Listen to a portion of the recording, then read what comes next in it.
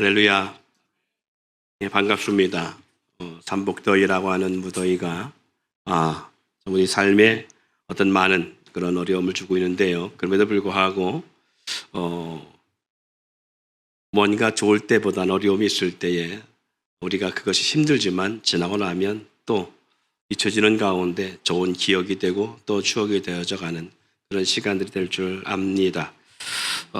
더위 때문에가 아니라 실적으로는 지금은 어떻게 보면 경제적 어려움에 많은 부분들이 우리의 삶에 많은 고통을 주기도 합니다. 모르긴 몰라도 현재 지금 발표되지 않았지요. 우리 전국에 젊은이들이 수없이 많은 사람들이 자살을 할 겁니다. 안타까운 심정이 안타까운 마음입니다. 영끌이라고 하는 그런 단어를 우리가 얼마 전에 들었던 부분이기도 하고 또 그리고 주식이라고 하는 이런 부분을 통해서 많은 사람들, 젊은 사람들이 어떻게 보면 그런 부분에 있어서 살아보겠다라는 생각을 갖고 시작했는지 모르겠지만 이로 인해서 많은 젊은 사람들이 낙심하고 있고요. 안타까운 운명을 달리할 모습들을 목격하게 되어집니다.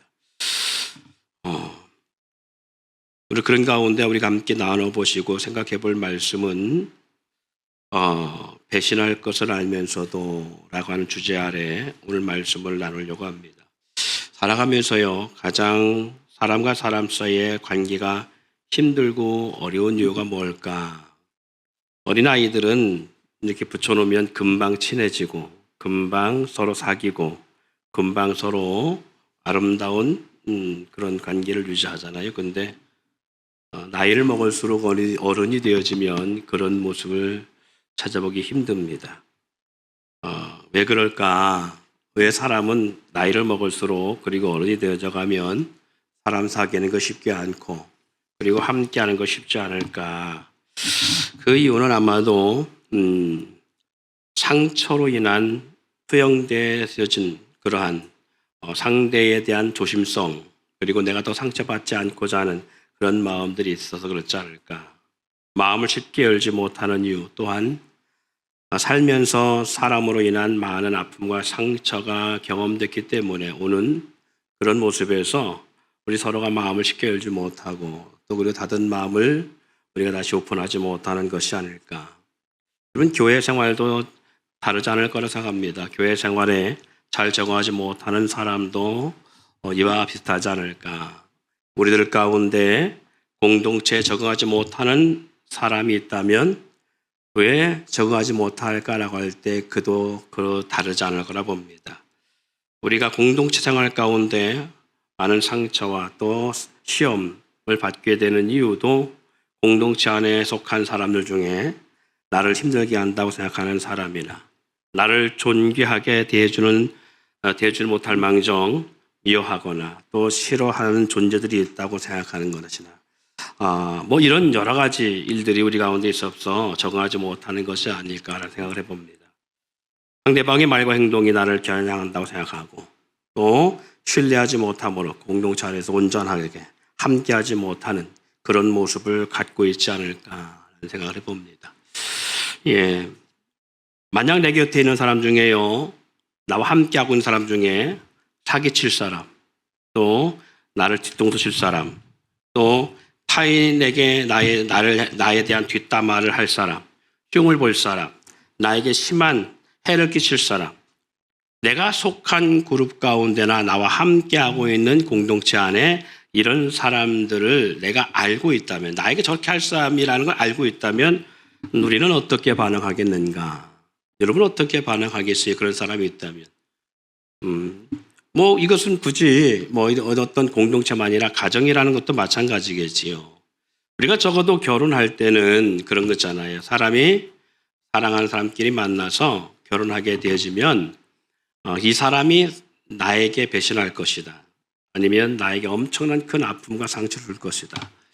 아니면 결혼하고 이렇게 결혼식을 하는데 이 사람이 앞으로 몇 년 후에 더 좋은 남자 아니면 나 외에 다른 사람에게 더 많이 사랑을 줄 것이고 바람을 빌 것이고 우리가 안다.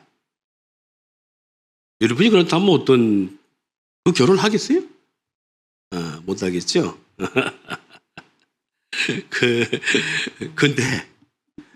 근데요. 반드시 그런 날이 와요. 반드시. 그런데 해요. 왜?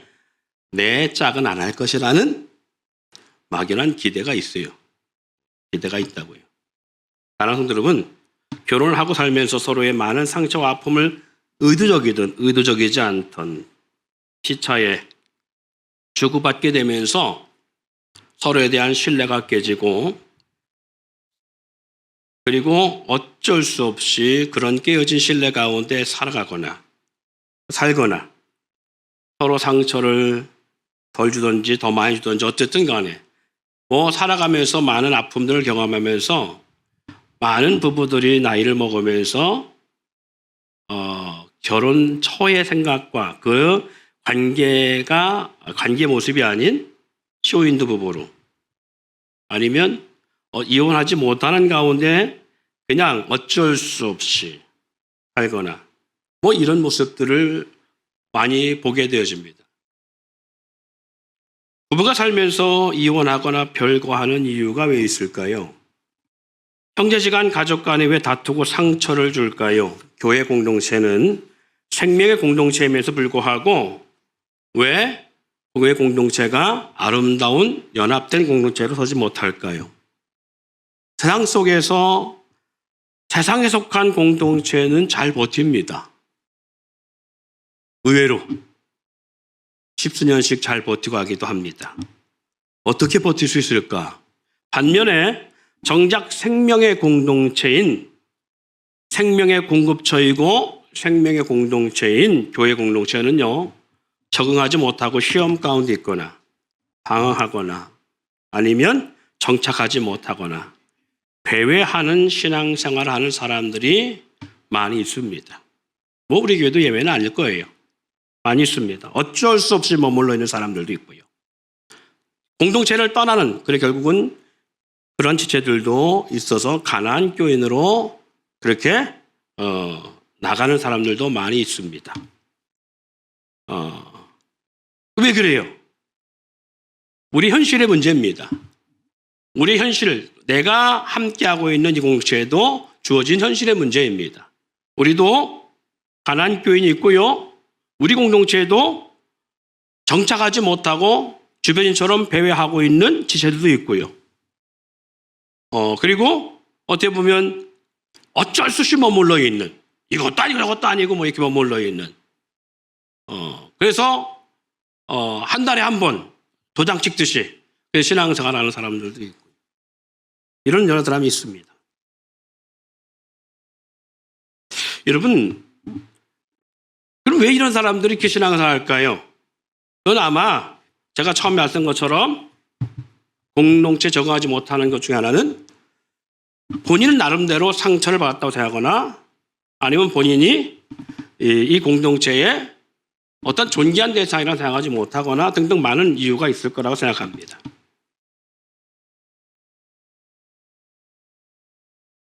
지체들 간이나 가족 간에 자기가 살자고 남을 죽이려는 대상, 그리고 모함의 대상, 뒷담화의 대상, 이런 사람들, 내가 엄청나게 사랑했고 내 모든 인생을 다 쏟아주었는데 불구하고 이 사람이, 그리고 내가 속한 지체 가운데에, 내가 속한 가족 가운데에 나를 배신하고 떠날 것이라고 하는 존재를 알고 있다면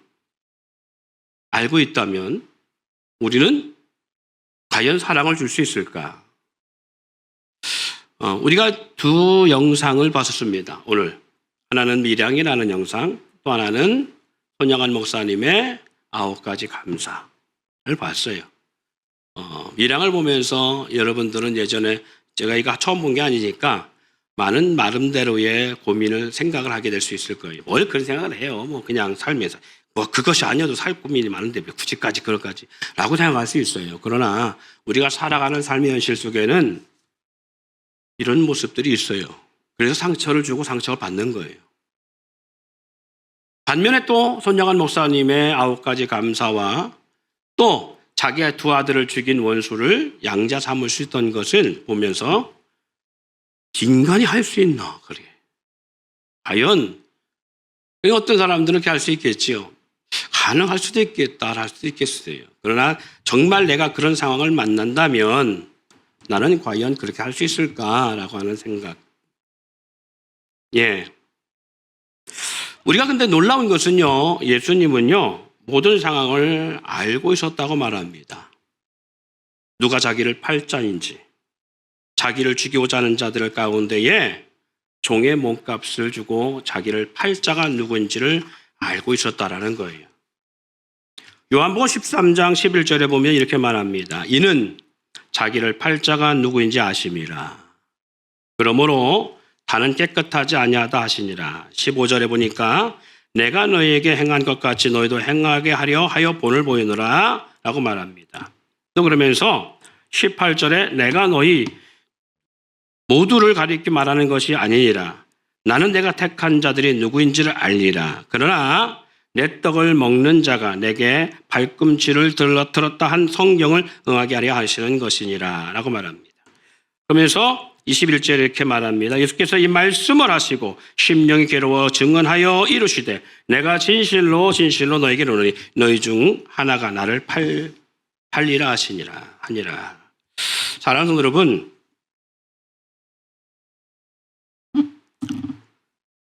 알면서 자기의 제자 가운데 그런 자가 누구인가를 알면서 그 사람을 3년 동안 함께 안고 있다는 것.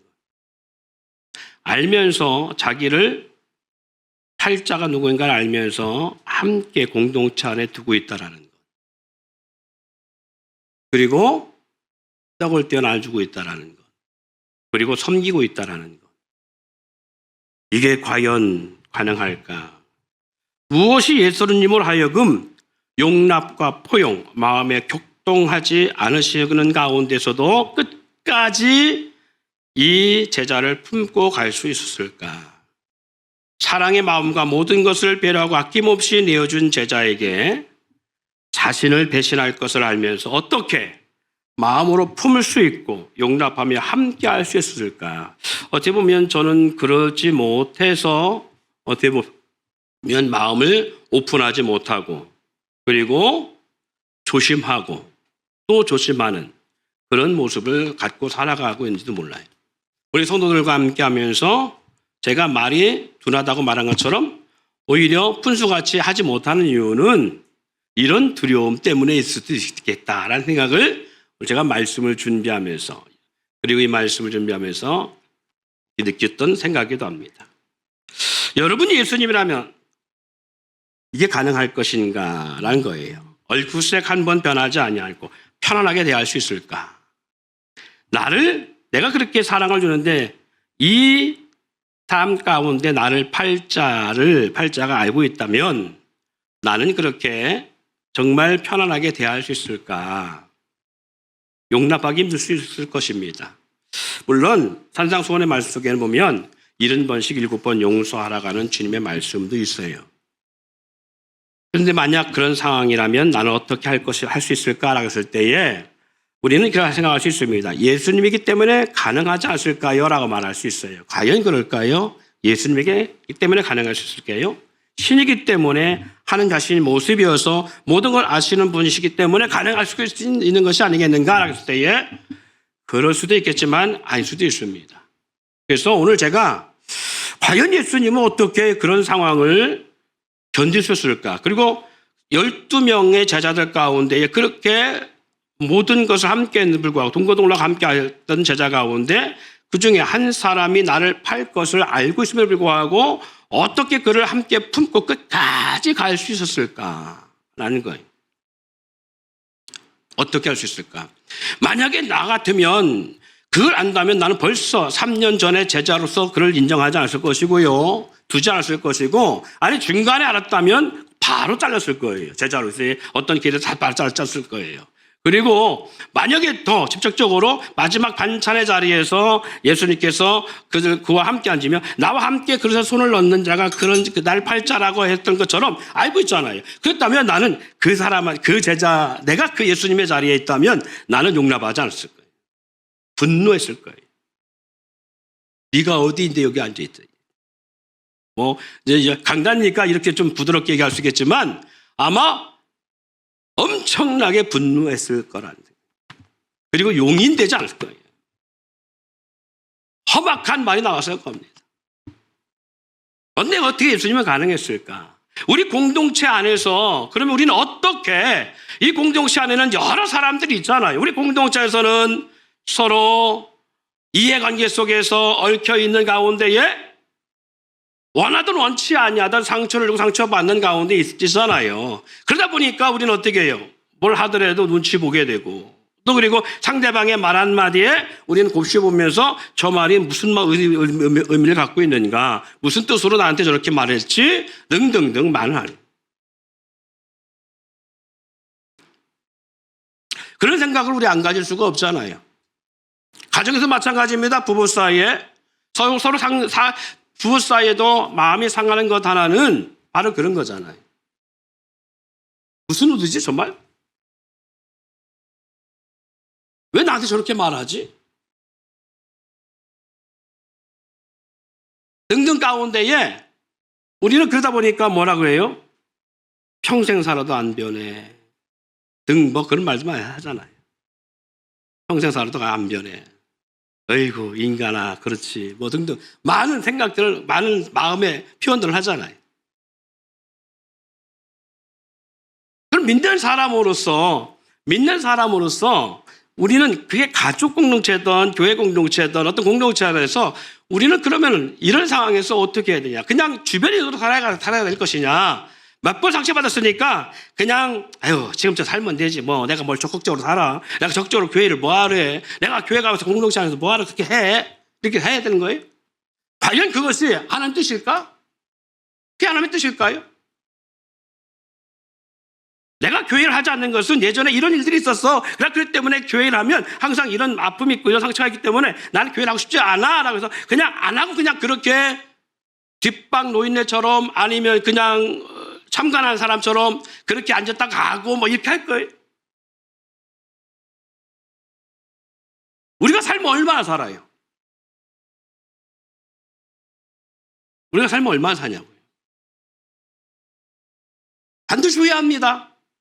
반드시. 성경에 뭐라고 했어요? 머리에 매화의 꽃이 피고 산새 소리가 멀리서 들리고 그리고 작은 떨어지는 가랑잎 하나 들 힘도 없을 그때 후회한다는 거예요. 그러면서 하시는 말씀이 젊을 때 여호와 하나님을 경외하라. 반드시 그런 날이 옵니다. 주님 앞에 서는 날이 와요. 이 세상에 살다가 딱 끝나면 얼마나 좋겠습니까? 끝나도 나는 불편해. 모든 걸 딱 죽는 순간에 다 사라지고 소멸돼도 불편해. 첫 번째 불편한 이유는요. 내가 예수 믿는다고 믿는데 하나님 살아있다고 믿는데 다 끝난다? 왜 해보고 싶은지 다 못 해보고 뒤에 죽어야 되나? 억울하지 않아요? 두 번째, 정말 주님이 계셔요. 그리고 주님 오신 날, 주님 앞에 서는 날이 있어요. 그리고 내세가 있어요. 근데 이렇게 살았어요? 주님 앞에 갔을 때 우리는 어떤 책임을 받을 수 있을까라고 할 때에 두렵지 않아요? 두렵지 않냐고요. 이렇게 사는 게 두렵지 않냐고요. 아니란 삶의 사고로 살아가는 것이 두렵지 않냐고요. 성경은 뭐라고 했어요? 죽도록 충성하라라고 했어요. 그래야만이 생명의 밀려가 올 수 있다고 말합니다. 주 앞에 선 날 반드시 백보자 심판이 있어요. 백보자 심판 앞에 설 그날 우리가 하나님 앞에 어떤 걸 받을지 우리 너무 잘 알 수 있습니다. 근데 그때 가서 뭐라 할 거예요? 온갖 우리가 사람 앞에 핑계대듯이 상대를 설득하듯이 그렇게 하나님 앞에 설득할 거예요? 설득될까요? 아니요. 주님 다 알고 계신데. 부모는 속일 수 있습니다.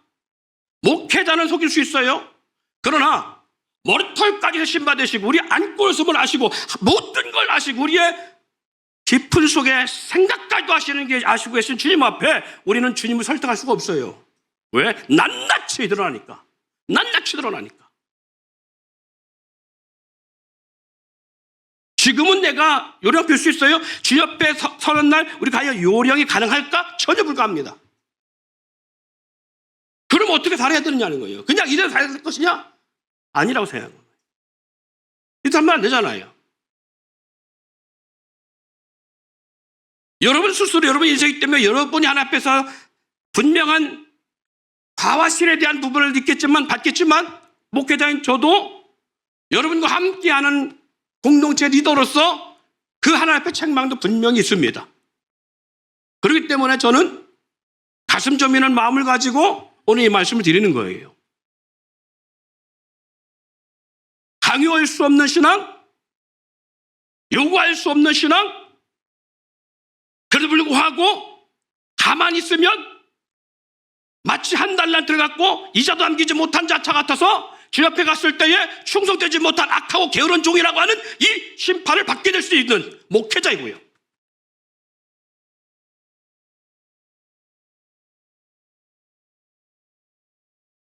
그렇기 때문에 오늘 이 말씀이 저에게는 여러 달 동안 이 말씀을 오늘 전하기 위해서 고민했어요. 두려움 가운데 내가 왜 목회자로서 성도들에게 당당하게 모욕하지 못할까? 그리고 이렇게 하라고 말하지 못할까? 명하지 못할까? 등등 시작해서 나는 왜 사람들 앞에 섰을 때에 무엇을 주저하고 있지? 등등. 왜 성도들은 이렇게 신앙생활에 회피적이지? 등등. 그러고서 보니까 오늘 예수님께서 이런 상황을 했을 때에 알고 있다면 그걸 모를 것도 없는 거잖아요. 예를 들자면 그런 일이 일어나지 않는다 할지도 우리가 추론해 볼 수 있잖아요. 내가 가장 사랑하고 아꼈던 사람, 내가 모든 것들을 다 내줬던 사람, 이 사람이 날 배신할 것이라고 하는 걸 우리가 추론해 볼 수 있잖아요. 안 한다 할지라도 했었을 때에 나는 과연 이 사람이 배신할까 하면서 내 마음의 감정과 모든 것이 변하지 않냐고 여전히 사랑할 수 있을까? 아니요, 못해. 어떻게? 그럼 못함으로 말미암아 그럼 이 사람하고 관계를 멀리 두고 거리를 두고 그냥 관계하지 않냐고 대충 그냥 가? 그 주님이 원하시는 게 아니야. 교회 공동체, 주님의 공동체는 그걸 결코 원하지 않아요. 그럼 어떻게 이 영을 끌고 가야 되냐? 어떻게 품고 가야 되냐라는 거잖아요. 어떻게?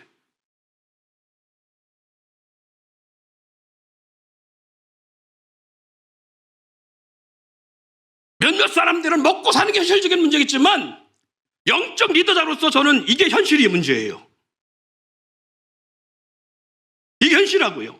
왜?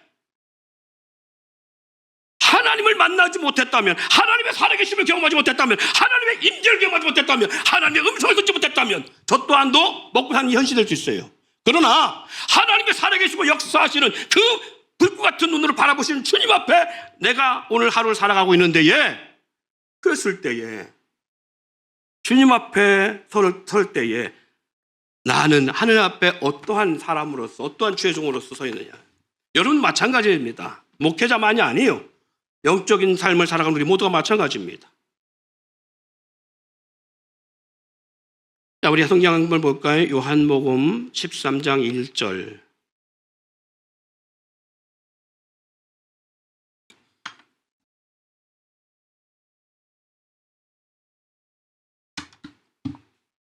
자, 한번 읽어봅시다. 시작. 6월절 전에 예수께서 자기가 세상을 떠나 아버지께로 돌아가실 때가 이른 줄 아시고 세상에 있는 자기 사람을 사랑하시되 끝까지 사랑하시니라. 34절 35절 말씀 시작.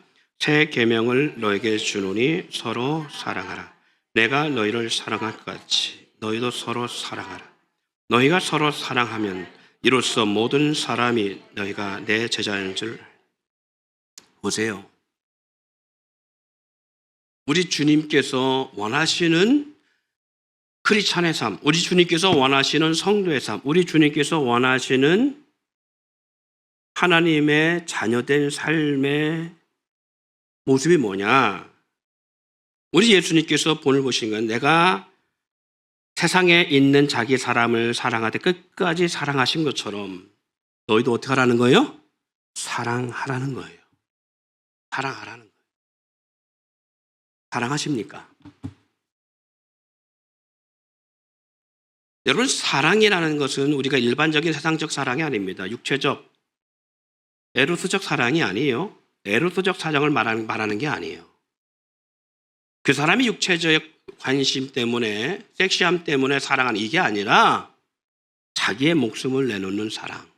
이게 주님이 원하시는 사랑이에요. 마치 부모가 자녀를 위해서 자신의 모든 인생을 다 헌신하는 것 같은, 그걸 말하는 거예요. 그런 사랑. 우리 옆에 있는 분에게 한번 물어보세요. 나 사랑하십니까? 나 사랑해요? 물어보세요. 할렐루야.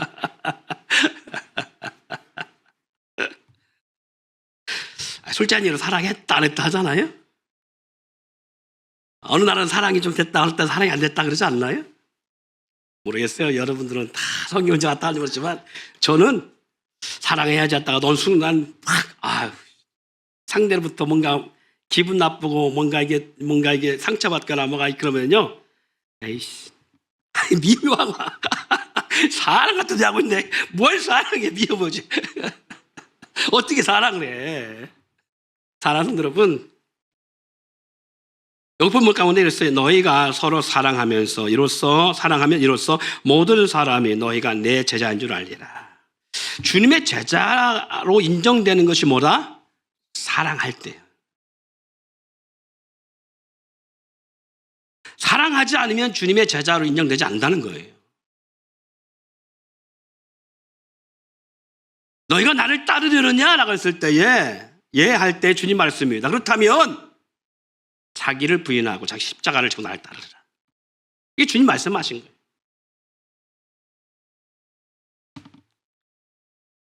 끝까지 사랑해야 될 이유는 예수님이 예수님으로서 알게 되기 때문이기 때문입니다. 이 말이 뭔 뜻이냐? 예수님이 끝까지 사랑하지 않아. 예를 들어서 3년 시작할 때에 12제자들을 데리고 시작했는데 동고동락 하는데 저놈이 날 팔자네. 나는 지금까지 인정해갖고 그리고 신뢰하는 바람에 그래도 계단도 빠르고 아주 그냥 명석하고 그리고 사고하는 것도 누구보다도 논리적이고 그래서 저놈을 좀 재정부 맡겨놓으면 잘할 것 같아. 재정부를 맡겨놨어요. 그래서 다 재정부 맡길 정도면 대단한 거잖아요. 우리가 사업하시는 분 계시지만은 돈통 맡기는 아무한테 맡깁니까? 아니잖아요. 제가 전에 옷을 사러 매장 갔는데요. 매장에서 옷을 사러 갔는데 카드를 긁지 않냐고 제가 돈을 준 적이 있었어요. 현찰을 줬더니 매장 직원이 다 계산하고 이렇게 전피 처리하면서 돈을 딱 봤더니요. 돈을 딱 접어요. 굽을 치더니 자기만이 넣는 곳에 딱 돈을 굽을 쳐 놓더라고. 이래놓고 딱 묶여간 거예요. 그걸 딱 봤어요. 손님 앞에서 그러면 안 되잖아. 근데 그러고 있더라고. 다시 보이는 거예요, 그 사람이. 아무리 친데 다시 보이는 거예요. 그리고 느끼는 거예요. 이 매장 사장, 사람 잘못 뒀네? 이게 한 번이 아니잖아요. 이게 기술적으로 딱 몇 초 사이에 탁탁 하는데 이미 손이 익숙해요. 이미. 처음 해본 게 아니야. 익숙해요. 그래서 그때 알았어요. 매장에 가서 뭘 사더라도 카드를 꺼내야 되는 거예요. 현찰을 주면 이런 문제가 발생할 수 있겠구나. 제가 그때 알았어요. 근데 얘 사장이에요. 여러분 사장이라고 생각합시다. 그런 사람 재무에 맡길 수 있어요? 그런 사람 보통 맡길 수 있어요? 못 맡기지. 부부 사이도 못 맡길걸? 열심히 뜨거운 때 아끼면서 돈을 벌어다가 줬어요. 안 해줬던 남편 줬어요. 봉투째 갖다 줬어요. 그랬더니 상대가 그냥 그 돈을 막 이래 허비가 저 허비하고 다 허비해. 그리고 돈 갖다 준 것도 그렇게 갖다 줬는데 불구하고 몇 달 몇 년 지나니까 빚만 남았어. 그 사람 끝까지 돈 맡겼어요?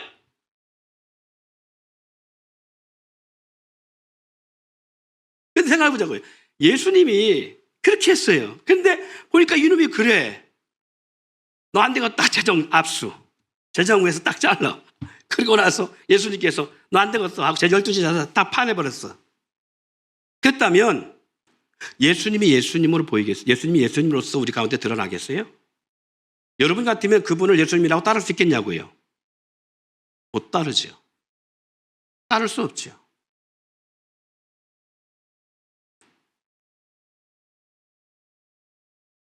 예수님이 예수님으로 알게 되기 위해 하신 것이 바로 이 사건들입니다. 다시 말해서 주님이 주님의 모습으로서 끝까지 그들 가운데 주님의 모습의 역사를 드러내기 위함입니다. 우리도 다르지 않습니다. 우리 또한 주님을 따르는 제자로서요, 우리가 원수까지도 사랑할 때에 우리가 누구의 제자인 걸 세상이 본다고요? 인정한다고요? 예수님의 제자인 걸 인정해요. 그러나 우리가 세상 사람들처럼 우리를 사랑하는 자만 사랑하고 우리를 원수같이 대한 자에게 원수같이 대하면 세상 사람들이 우리를 볼 때 주님의 자녀로, 성도로 안 본다는 거예요. 그러다 보니까 주님이 하신 말씀이 우리는 기억될 수밖에 없는 거예요. 우리가 주님의 제자로서 세상 가운데에 하나님 믿는 사람이구나, 주님의 자녀구나, 크리스찬이구나 라고 하는 것으로 인지되어지기까지는 끝까지 참아야 되는데, 끝까지 인내하고 용서하고 용납하고 품어야 되는데, 알아도 품어야 되고 몰라도 품어야 되는데, 날 사기쳐도 품어야 되고 사기칠 놈인 걸 알면서도 불구하고 끝까지 가야 되는데 이게 안 되니까 주님 하신 말씀이 있는 거예요. 그래서 그 생각 날 수 있는 거예요. 내 제자 나를 따른다고? 그렇다면 너를 부인해야 돼. 너의 인격, 너의 기질, 너의 감정, 너의 뜻을 다 부인하고 나를, 자기 십자가로 나를 따라. 그래야만이 가능하다는 거예요. 만약 주님이 사람을 사랑할 때에 잘하는 사람만 사랑하고 자신을 배신할 사람을 알고 버렸다면 우리는 주님에 대한 기대나 의지를 하지 못했을 것입니다. 그리고 오늘까지도 믿음의 길을 가지 못했을 거예요. 아니, 주님을 영접하지도 않았겠지요. 요한일서 4장 10절로 12절 말씀을 한번 봅니다. 요한일서 4장 10절로 12절 말씀 한번 읽어볼까요? 시작. 사랑은 여기 있으니 우리가 하나님을 사랑한 것이 아니요 하나님이 우리를 사랑하사 우리 죄를 속하기 위하여 화목제물로 그 아들을 보내셨습니다. 사랑하는 자들아, 하나님이 이같이 우리를 사랑하였은즉 우리도 서로 사랑하는 것이 마땅하도다. 어느 때나 하나님을 본 사람이 없을 때 만일 우리가 서로 사랑하면 하나님이 우리 안에 거하시고 그의 사랑이 우리 안에 온전히 이루어집니다. 우리가 하나님을 사랑한 것이 아니요 하나님이 우리를 사랑하사, 할렐루야, 우리의 모든 것을 위해 화목제물로 돌아가셨다는 거예요. 하나님이 이같이 우리를 사랑하였은즉 우리도 서로 사랑하는 것이 마땅하다는 거예요. 이 사랑에는 뭐가 필요하다? 희생이 필요하고요, 그리고 자기를 부인하는 삶이 필요하고요, 용서, 용납함이 필요합니다. 자, 두 번째, 주님은 그럼 어떻게 이것을 알면서도 불구하고 용납하고 끝까지 품고 사랑하고 갈 수 있을까? 주님이 주님됨의 모습을 보이게 하는 거라면 또 한 가지는 하나님의 말씀, 성경을 응하기, 성경의 말씀을 응하기 위함이다. 이루기 위함이라는 거예요. 할렐루야. 나를 아프게 할 사람, 나를 힘들게 하는 사람, 나를 배신할 사람, 그렇게 많은 것으로 공급하고 배려하고 베풀었음에도 불구하고 나의 뒤통수를 칠 사람인 것을 알면서도 용납이 가능했던 이유는, 따라합시다, 그것이 주님의 말씀을 이루는 일이기 때문이다. 그래요. 주의 말씀을 이루는 일이기 때문에 그래요. 용납하지 못하는 순간에 주의 말씀을 이룰 수가 없는 사람이 되죠. 요한복음 13장 18절 말씀에 그럽니다. 내가 너희 모두를 가리켜 말하는 것이 아니니라. 나는 내가 택한 자들이 누구인지 알리라. 그러나 내 떡을 먹는 자가 내게 발꿈치를 들었다 한 성경을 응하게 하려는 것이니라. 성경 말씀을 응하게, 이루기 위함이라는 거예요. 나는 주님의 부르심을 받은 사람으로서 내가 살아가는 일상적 모든 일이 주의 말씀을 이루는 일이라는 것을 우리는 알아야 될 필요성이 있습니다.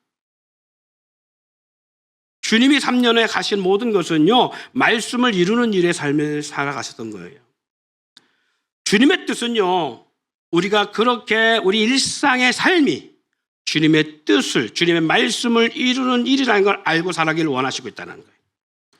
우리의 삶을 내 생각대로 판단하거나 행동해서는 그래서 안 된다는 거예요.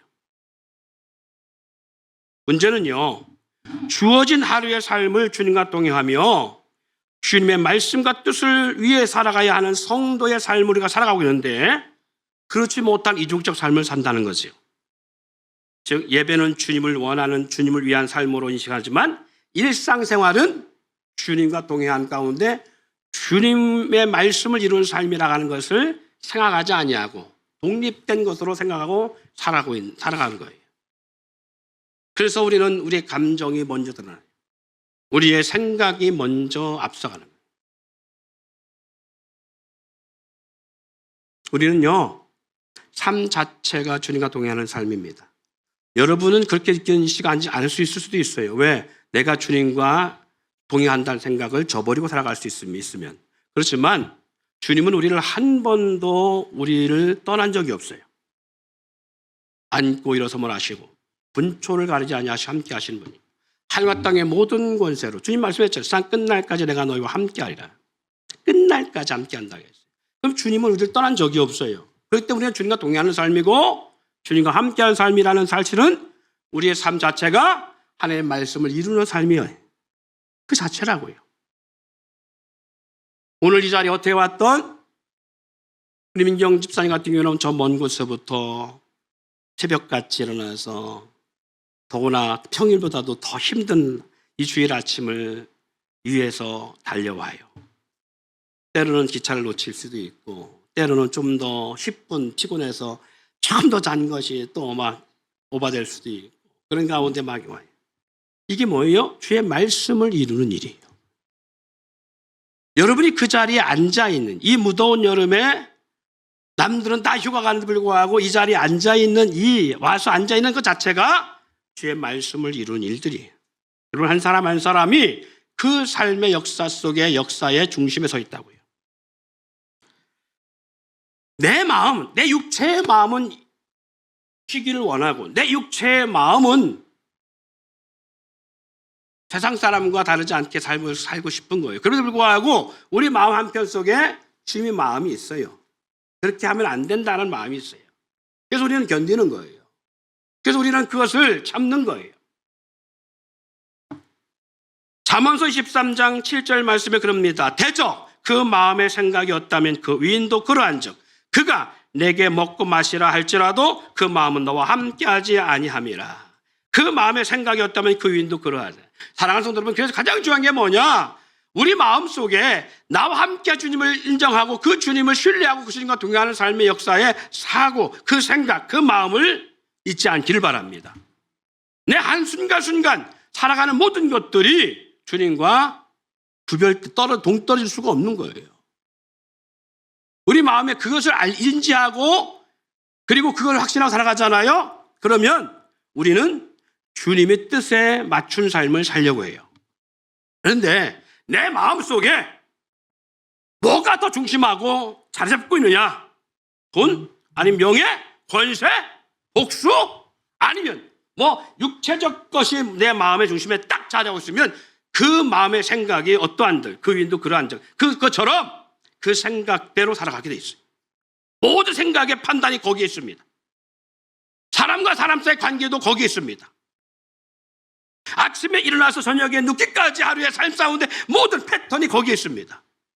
그것을 중심으로 우리는 결정하고 판단하고 생각하고 갈등하고 싸우고 다투고 용납하고 풀기도 하고 끌어안기도 하는 거예요.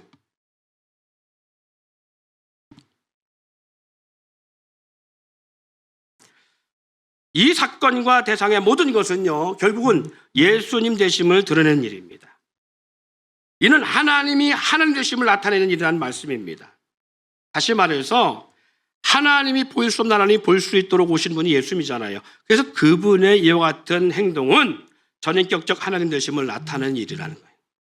예수님 안에 하나님이 마음이 없다면 당신이 그렇게 사랑하고 용납하고 모든 것을 다 공급해 줬음을 구하고 나를 배신할 자인 걸 알았을 때에 예수님도 100% 사람의 인간의 모습을 썼기 때문에 그를 용납하지 않았을 거예요. 분노하고 그를 처단할 수 있었겠죠. 그러나 그 안에 아버지의 뜻과 마음이 있었기 때문에 가능했다는 거예요. 우리 또한 우리 안에 주님이 계심에 대한 분명한 역사가 있고 주님의 성령 안에서 우리가 살아가면요, 용납과 용서, 포용과 배려가 가능합니다. 누구처럼? 손영원 목사님처럼 가능해요. 이것은 우리의 논리로 될 수 있는 게 아닙니다. 아까 밀양에서 전도연 같은 캐릭터는 논리로서 거기까지 가능했던 거예요. 그러나 이 논리는 우리의 이성과 모든 감정을 뛰어넘을 수가 없습니다. 그래서 사랑해야지. 용납하고 용서해야지. 그런데 상대의 행동에 따라 우리는 그것에 용서가 되기도 하고 안 될 수도 있어요.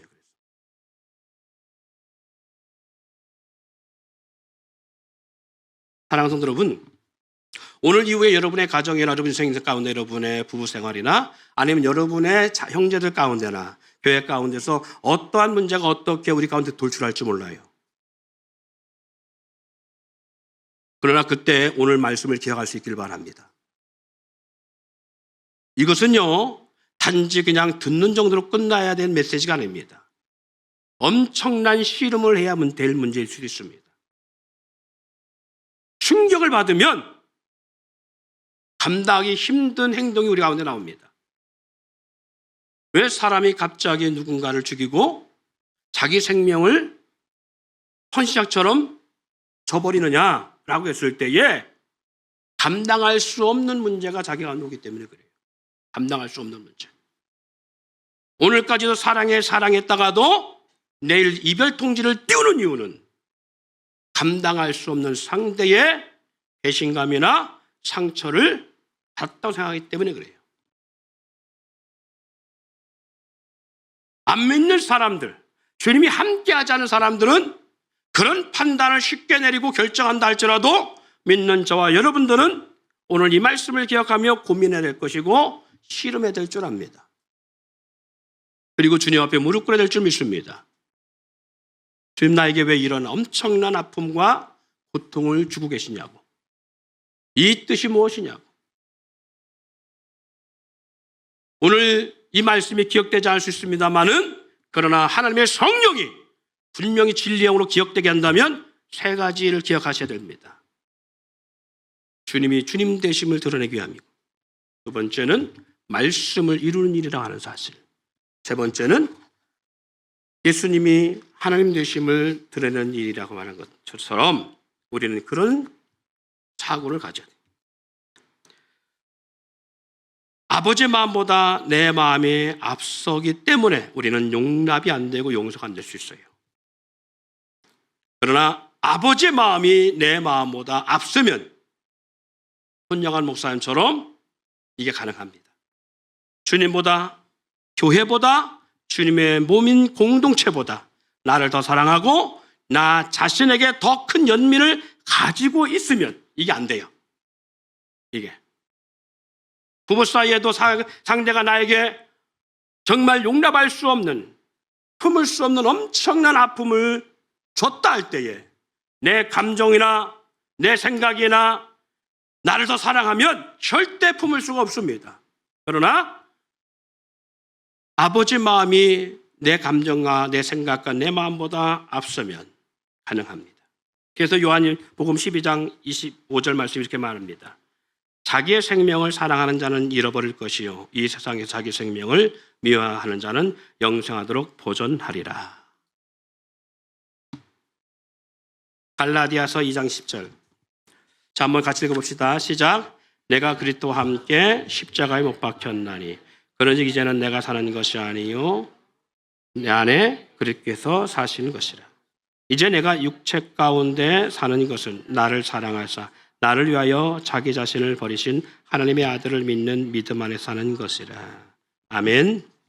내가 그리스도와 함께 십자가에 못 박혔나니 십자가의 사건은요, 죽음의 사건입니다. 죽음의 사건이에요. 근데 이 말씀이 뭐예요? 내가 그리스도와 함께 십자가를 못 박혔다는 여기는 나는 죽었고, 그 말이잖아요. 나는 죽었고.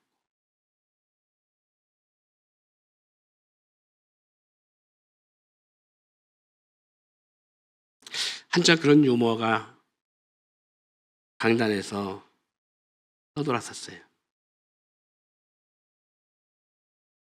부부가 성지순례를 갔습니다. 이스라엘로 성지순례를 갔는데 남편이 죽었습니다. 성지순례 가서 거기서 현장에서. 근데 거기다가 안장하면, 이스라엘에다 안장하면 30만 원 정도밖에 안 든대요. 근데 그 유해를 공수해오려면 수백만 원이 들어요. 그래서 어떻게 하시겠습니까? 라고 물으니까 그 아내가 그랬답니다. 한국에 가져가서 안장하겠습니다. 아니, 엄청난 돈이 들어가는데 왜 여기다 안장하시죠? 한국까지 가겠습니까? 라고 했더니, 아내 하는 말 뭘 하겠다고요? 왜 한국에 가서 유해를 갖고 가려고 하는 줄 아세요? 모르죠? 이유는 여기다가 묻으면 부활할까봐. 이스라엘에서 묻으면 예수님처럼 부활할까봐 부활 못하도록 한국에 가서 매장을 한다는 거예요. 무슨 줄 아시죠? 사랑하는 여러분, 그런 유머가 있어요. 여러분, 내가 그리스도와 함께 십자가에 못 박혔나니 이 말은 나는 죽었다 그 말이에요. 내 육체의 모습은 죽었다라는 거예요. 그래서 우리는, 저도 그게 잘 안 되는 사람이지만 누군가의 격동하려고 하는 순간이 올 때에 내 입을 열어 거친 말로 담을 수 없는, 다시 퍼담을 수 없는 그런 험한 말을 하기 전에 내가 그리스도와 함께 십자가에 못 박혔나니 이 말씀을 인지할 수 있기를 원합니다. 나는 죽었는데 뭐. 누군가의 내가 생명처럼 피처럼 여기는 물질을 취해갔어요. 용납이 안 될 때. 그런 상황이 벌어졌을 때도 우리는 이 말씀을 기억하시길 바랍니다. 엄청난 배신감으로 내 안에 몰려와 죽고 싶을 만큼 상대가 미워질 때에 내가 그리스도와 함께 이 찬양, 이 가사처럼 이 말씀을 십자가에 못 박혔나니 그런 적이 이제 내가 산 것이 아니요 내 안에 그리스도께서 사신 것이라. 세례라는 것은 바로 그것을 의미합니다. 나는 죽었고 주님이 살아계시다는 의미예요. 내가 그리스도와 함께 십자가에 못 박혀 죽었다는 것은 내가 육체 가운데 살아가지만 내가 사는 것이 아닌 그리스도로 인해 사는 것이며 이는 내 뜻과 내 감정, 내 의, 내 자존심, 내 논리가 아닌 주님의 뜻으로 살아가야 함을 말하는 거로 자기를 사랑하는 자는 이룰 것이요 자기를 미워하는 자는 비로소 주님으로 우리가 산다는 것임을 잊지 않기를 바랍니다. 주님은 우리의 뜻과 주님의 뜻과 주님의 마음보다 앞서는 자가 되지 않기를 우리 가운데 원하고 있습니다. 말씀보다 앞서는 감정보다 감정이나 행동이 언어가 심정이 우리 주님의 말씀보다 앞서는 것을 주님은 원치 않고 있다는 거예요. 그래서 요한복음에 이렇게 말합니다. 요한복음 10장 7절 8절 그러므로 예수께서 다시 이르노니 내가 진실로 너에게 말하노니 나는 양의 문이라 나보다 먼저 온 자는 다 철도요 강도니 양들이 듣지 아니하였느니라. 요한복음 14장 20절로 21절 그날에 내가 아버지 안에 너희가 내 안에 내가 너희 안에 있는 것을 너희가 알리라. 내가 나의 계명을 지키는 자라야 나를 사랑하는 자니 나를 사랑하는 자는 내 아버지의 사랑을 받을 것이요 나도 그를 사랑하여 그에게 나를 나타내리라. 우리가 주님 안에 주님이 우리 안에 계실 때에 주의 말씀을 지킬 수 있고요 따를 수 있으며 주님과 함께 동행할 수 있습니다. 우리 자신보다 주님을 사랑하면 우리도 주님의 뜻을 이룰 수 있음을 말씀하고 있는 것입니다. 이는 우리 이성이나 육신의 감정이나 지적 교육으로 되는 것이 아니라는 거예요. 하나님의 영, 성령의 역사로 주어지는 힘이라는 거예요. 하나님의 영이 예수에게 함께 하심처럼 내 안에 하나님의 영이 진 성령이 거하여 하나님의 말씀이 생각나고요. 그 말씀을 이룰 수 있는, 응할 수 있는 삶이 될 수 있습니다. 그러기에 주님의 제자들이 복음을 위해 증거하고 그들을 위해서 복음을 전하기 위해서 갔지만 그들이 그 제자들을 돌로 쳐 죽이거나 그들을 잡아서 옥에 가두거나 톱으로 켜는 일이나 이런 험한 일들을 경험함에도 불구하고 그들을 끝까지 그들을 위해서 기도하며 순교회를 갈 수 있었던 것은 바로 이런 일들 때문에 그래요. 내가 니들 때문에 왔는데 나는 니들 영을 생각해 봤는데 내라 지옥에 나가라 하고 나온 것은 아니라 끝까지 그들을 용납하고 갈 수 있었던 것. 그들이 어떠한 행동으로 그 주님을 따르는 자들에게 겁박하고 죽였던 간에 그들이 끝까지 그 영혼들을 포기하지 않았던 것은 하나님의 성령이 그들 가운데서 그 영혼들을 향한 사랑이 있었기 때문에 가능했던 일입니다. 사랑하는 여러분, 우리는 하루를 무엇으로 살아가나요? 그리고 어떤 삶의 목적을 가지고 살아가나요? 내 삶의 목표와 방향은 어디에 있나요? 열심히 살긴 사는데 그 삶의 목적이 내 감정과 내 뜻에 있는 것이 아니라 주님의 자녀로서 하나님의 말씀을 이루는 귀한 삶이 되기를 바랍니다. 성경 말씀 몇 구절만 읽고 마칩니다. 요한일서 2장 9절 11절 말씀. 빛 가운데 있다면서 그 형제를 미워하는 자는 지금까지 어둠에 있는 자요. 그 형제를 사랑하는 자는 빛 가운데 거하여 자기 속에 거리낌이 없나니 그 형제를 미워하는 자는 어둠에 있고 또 어둠에 행하며 갈 곳을 알지 못하나니 이는 그 어둠이 그의 눈을 멀게 하였음이니라. 요한일서 3장 4절로 16절 그리고 18절 말씀입니다. 우리는 형제를 사랑함으로 사망에서 옮겨 생명으로 들어간 줄을 알거니와 사랑하지 아니하는 자는 사망에 머물러 있느니라.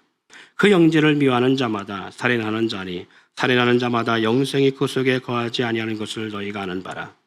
그가 우리를 위하여 목숨을 버리셨으니 우리가 이로써 사랑을 알고 우리도 형제를 위하여 목숨을 버리는 것이 마땅하니라. 자녀들아, 우리가 말과 혀로만 사랑하지 말고 행함과 진실함으로 하자. 여러분, 우리 공동체가 좀 이렇게 되어져 가기를 소망합니다. 그냥 형식적으로 어쩔 수 없이 모이고 종교인처럼 왔다가 흩어지는 그런 공동체가 아니라 그리스도의 사랑으로 하나가 되어져 가기를 소망해 봅니다.